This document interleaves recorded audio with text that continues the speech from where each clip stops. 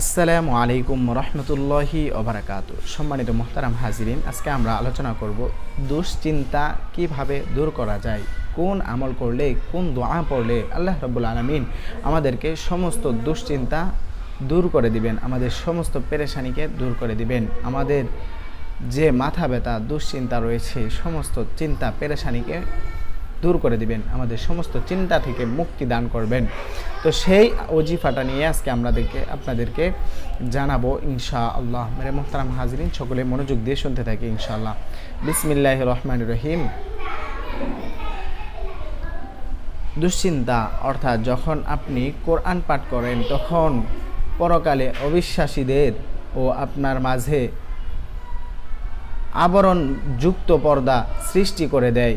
আমি তাদের অন্তরের উপর একটি পর্দা দিয়ে দেই যাতে তারা তা কোরআন বুঝতে সক্ষম না হয়, এবং তাদের কর্ণসমূহে আমি বাধিত দৃষ্টি সৃষ্টি করিয়া দিয়েছি। কানের ভিতরে এমন এক জিনিস সৃষ্টি করে দিয়েছি, তারা আর কখনোই কোরআন শরীফ শুনতে পারবে না, এবং কি তাদের এই কোরআনের মধ্যে অর্থ কি, কোরআনের মধ্যে যে আমরা আরবি ভাষাতে কোরআন পড়ি, এই কোরআনের অর্থ কি, আরবি ভাষাটার অর্থ কি সেটাও বুঝতে পারবে না।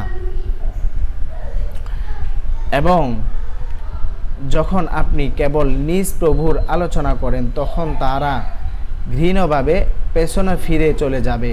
সূরা বনী ইসরাঈলের মধ্যে এই কথাটাই লেখা হয়েছে। সেজন্য মেরা মুহতারাম হাজিরিন, আমরা সকলেই চেষ্টা করব এই আয়াতটা পড়ে আল্লাহ রাব্বুল আলামিন অযথা চিন্তাগ্রস্ত ব্যক্তির উপরে এই আয়াত পাঠ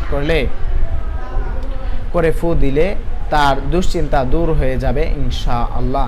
দুশ্চিন্তাকারী ব্যক্তির উপরে এই আয়াতগুলা পাঠ করে ফু দিলে তাদের সমস্ত চিন্তা দূর হয়ে যাবে ইনশাআল্লাহ। তো আশা করি বুঝতে পেরেছেন। আপনাদের খেদমতের প্রতিনিয়ত গুরুত্বপূর্ণ বিষয়গুলো তুলে ধরছি।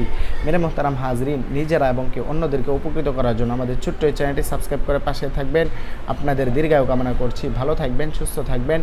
আসসালামু আলাইকুম রহমতুল্লাহ।